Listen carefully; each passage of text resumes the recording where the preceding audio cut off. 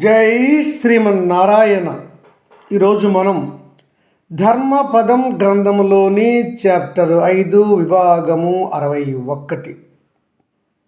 ధర్మరాజుకు భీష్మాచార్యులు వారు చెప్పిన యుద్ధ నీతి, యుద్ధములో చనిపోయిన వారికి కలుగు సద్గతుల గురించి విందాం. వైశంపాయన మహర్షి మా ముత్తాత ధర్మరాజు గారు భీష్మాచార్య పండితుడిని యుద్ధ నియమాల గురించి అడిగి ఉంటే, ఆ యుద్ధ నియమాల గురించి, యుద్ధంలో చనిపోయిన వారి గతుల గురించి ప్రార్థన అని అడిగాడు జనమేజయ మహారాజు. చెప్తున్నాడు వైశంపాయనుల వారు, మహారాజా, ధర్మరాజు ఇదే విషయాన్ని అడిగాడు భీష్మ పండితుడిని. భీష్ముల వారు చెప్తున్నారు, వినండి, చెబుతాను. ధర్మరాజా, నీ శత్రు రాజులు నీపై అంటే నీ దేశంపై దండెత్తి వస్తే చతురంగ బలాలతో వారు వస్తారు గనుక నీవు కూడా చతురంగ బలాలతో యుద్ధానికి సమాయత్తము కావాలి. దానికి తగిన ప్రణాళిక కూడా నువ్వు రచించుకోవాలి. ఒకవేళ నీ శత్రురాజు చతురంగ బలాలతో రాక ద్వంద్వ యుద్ధానికి నిన్ను పిలిస్తే నీవు ద్వంద్వ యుద్ధానికే వెళ్ళాలి. ద్వంద్వ యుద్ధం చేయడం కూడా ధర్మమే. ధర్మరాజా, ఒకవేళ నీ శత్రురాజు మాయోపవేశంతో మాయలు పన్ని యుద్ధాన్ని చేస్తే నీవు కూడా అలాగే మాయలు పన్ని యుద్ధం చేయడానికి సిద్ధంగా ప్రణాళికలు నీవు రచించుకుని ఉండాలి. అయితే రాజా, ద్వంద్వ యుద్ధంలో కానీ సైన్యంతో చేసే యుద్ధంలో కానీ వెన్నిచ్చి పారిపోతున్న వాడిని ఇంకా బాణములు వేసి కొట్టరాదు. ఇతర అస్త్రశస్త్రములు కూడా అతని పైన ప్రయోగించరాదు. అలాగే రథంపై నుంచి కింద పడిపోయిన వాడిని, రథము లేని వాడిని సంహరించరాదు. ఇంకా నిరాయుధమైన శత్రువు, శరణు వేడుకున్న శత్రువుని సంహరించుట పాపము.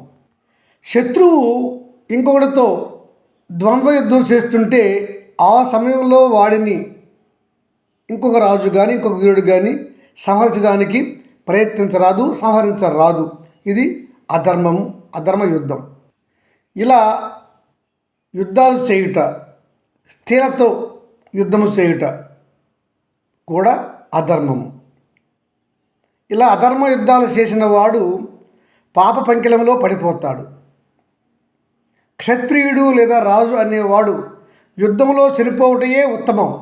అంతేకాని అనారోగ్యంతో జబ్బుపడి మంచంపై ఉండి మరణించుట అతనికి నరకహేతువు.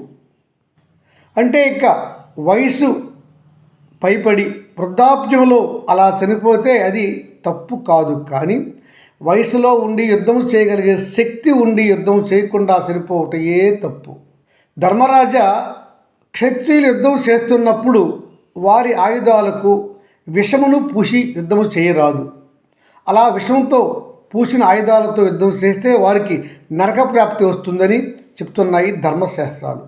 యుద్ధ సమయంలో తనకు సహాయం చేసిన మిత్ర రాజ్యములు, మిత్ర రాజులను యుద్ధం అనంతరము వారిని పట్టించుకోకుండా ఉండే ఉదాసీన గుణం రాజుకు తగదు. అది అతనికి పాపహేతువు. అలా చేస్తే అతనికి అపకీర్తి వస్తుంది. ఇంకా రాజా, ఏదైనా దేశాన్ని కానీ పట్టణాన్ని కానీ యుద్ధములో రాజు ఆక్రమించుకుంటే ఆ ప్రజలను గౌరవంగా చూడాలే కానీ శత్రు రాజ్యం నేను సంపాదించుకున్నాను అనే అక్కసుతో ఆ రాష్ట్ర లేదా ఆ దేశ, ఆ పట్టణ ప్రజలను అవమానకరంగా, హీనంగా చూడరాదు, అగౌరవంగా చూడరాదు.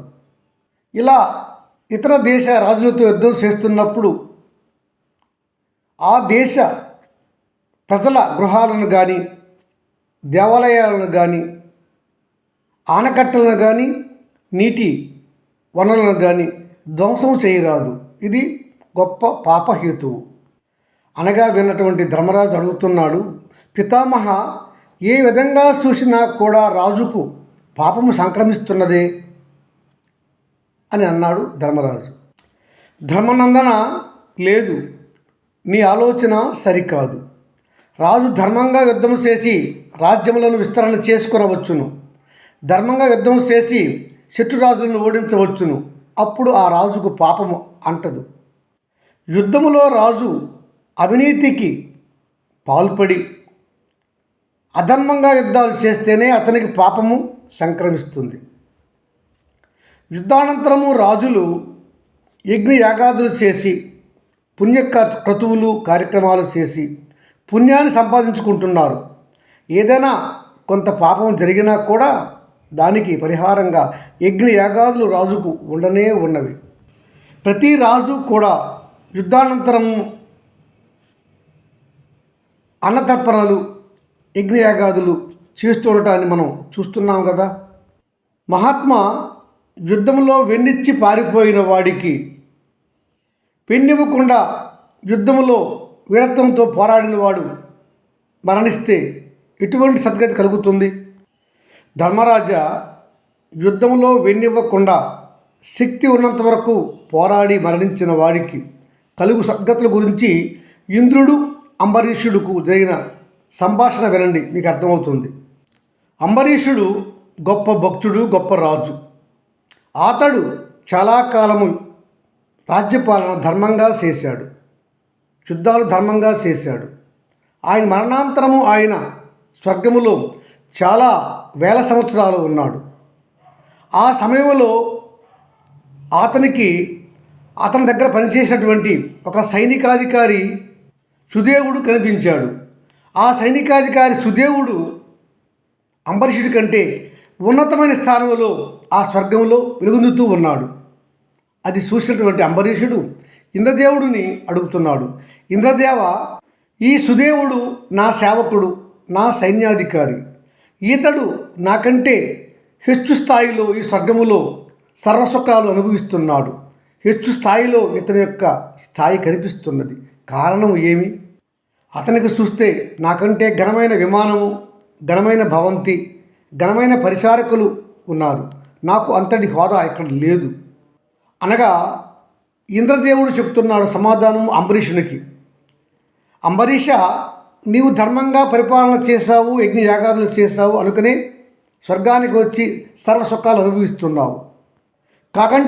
కానీ నీ సేవకుడైనటువంటి ఈ సైన్యాధికారి సుదేవుడు నీకంటే ఎక్కువ పుణ్యాన్ని చేశాడు. అందుకనే నీకంటే ఎక్కువ స్థాయిలో సుఖాలు అనుభవిస్తాడు. ఇంకా ఎక్కువ వేల సంవత్సరాలు ఈ స్వర్గంలో ఉంటాడు. ఈ సుదేవుడు నీకు సైనికాధికారి, నీ దగ్గర క్రమశిక్షణతో ధర్మంగా మెసులుకున్నాడు. యుద్ధాలు వస్తే ధర్మంగా చేశాడు. ఒకనాడు నీపైకి రాక్షసులు యుద్ధానికి వచ్చారు. ఆ శతశృంగుడు అనే రాక్షసుడు, సదముడు, విదముడు, దముడు అనే ముగ్గురు క్రూర రాక్షసులు కూడా అతని సోదరుడితో కలిసి నీపైకి దండెత్తి వచ్చారు.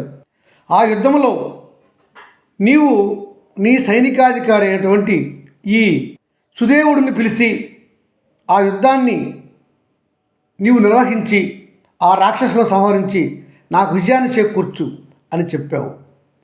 ఇతర అధికారులందరూ పారిపోయారు. కానీ ఈ సుదేవుడు యుద్ధానికి బయలుదేరుతుండగా నీవు చెప్పిన మాటలు ఏమిటంటే, సుదేవ, ఆ రాక్షసులను వారి సైన్యాన్ని సంహరించే రా.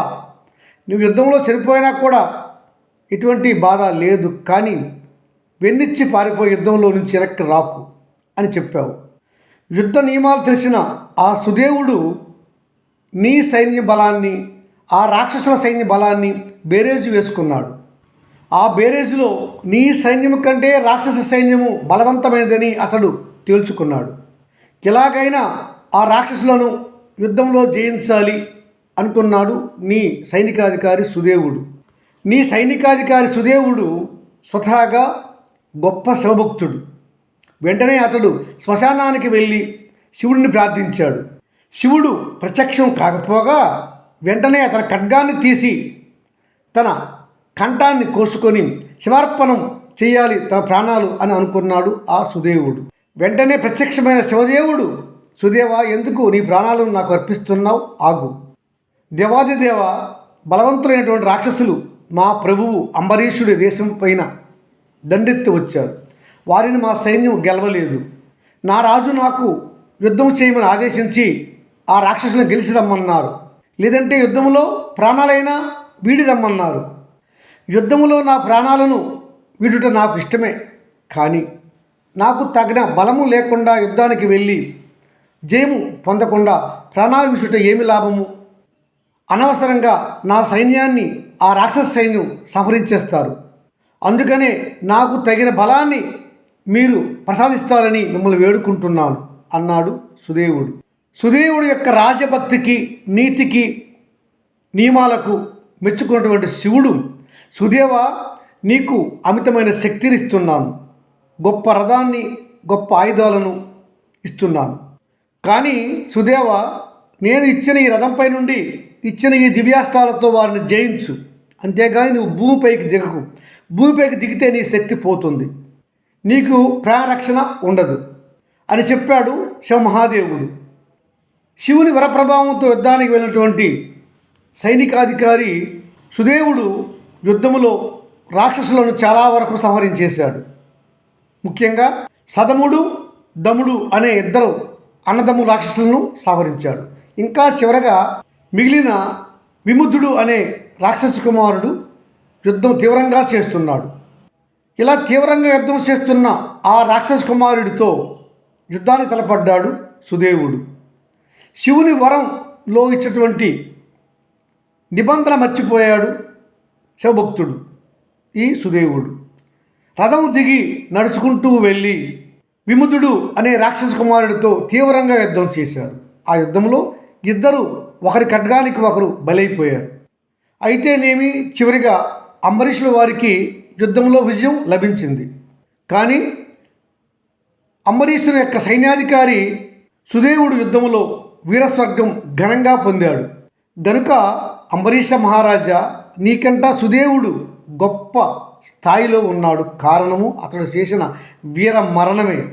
గనుక యుద్ధములో ధర్మంగా యుద్ధం చేసి వీరమరణం పొందిన వారికి వచ్చే ఉత్తమ గతి ఎన్ని యజ్ఞయాగాలు చేసిన వారికైనా రావు. అంబరీష మహారాజా, నాపైకి నా సోదరులు రాక్షసులు పెక్కుమార్లు యుద్ధానికి వచ్చారు. నేను వెనుదీయలేదు. యుద్ధంలో వారిని అందరినీ సంహరించారు. అందుకే నా ఇంద్ర పదవి ఇలా ఎటువంటి బాధ, ఎటువంటి భయము లేకుండా అనుభవిస్తున్నాను. నేను యుద్ధములో పాల్గొని ధర్మంగా యుద్ధం చేశాను కనుకనే నాకు ఆ పుణ్యంతో నా ఇంద్ర పదవి సురక్షితంగా ఉన్నది. ఇంకా ధర్మరాజా, ఒకసారి జనక మహారాజు శత్రురాజులతో యుద్ధం చేస్తున్నారు. ఆ శత్రు సైన్యము జనకరాజుతో యుద్ధంలో చాలక వెనుదిరిగి పారిపోతున్నారు వెన్నిచ్చి. అప్పుడు జనక మహారాజు తన తపో శక్తితో ఆ శత్రురాజు యొక్క సైన్యానికి వెన్నిచ్చి పారిపోతే వారు పోయే నరకలోకాలను చూపించాడు తపోశక్తితో. ఆ శత్రురాజు ప్రతర్ధన మహారాజు అతని సైన్యము నరకలోకాలు తపోశక్తి వల్ల చూపించాడు. కనుక జనకుడు వారు నరకానికి పోవడం ఇష్టం లేక మరల యుద్ధానికి వచ్చి యుద్ధంలో సమసిపోయారు. ఆ సైనికులంతా పిరికి పందల్లా పారిపోయి నరకానికి పోయే కంటే భీకరంగా ధర్మంగా యుద్ధం చేద్దామని యుద్ధంలో చేసి యుద్ధంలో వీరమరణం పొందారు, స్వర్గానికి పోయారు. కనుక ధర్మరాజా, యుద్ధములో వెన్నిచ్చి పారిపోవటం కంటే యుద్ధంలో ధర్మంగా యుద్ధం చేసి వీరమరణం పొందుటే ఆ క్షత్రునికి, ఆ సైనికుడికి ఉత్తమ గతులు కలిగిస్తాయి. గనుక యుద్ధంలో వీరమరణం పొందిన వారికి ఉత్తమ గతి కలుగుతుందని చెప్పబడింది, అనుమానమే లేదు అని చెప్పాడు భీష్మాచార్యులు వారు. జై శ్రీమన్నారాయణ.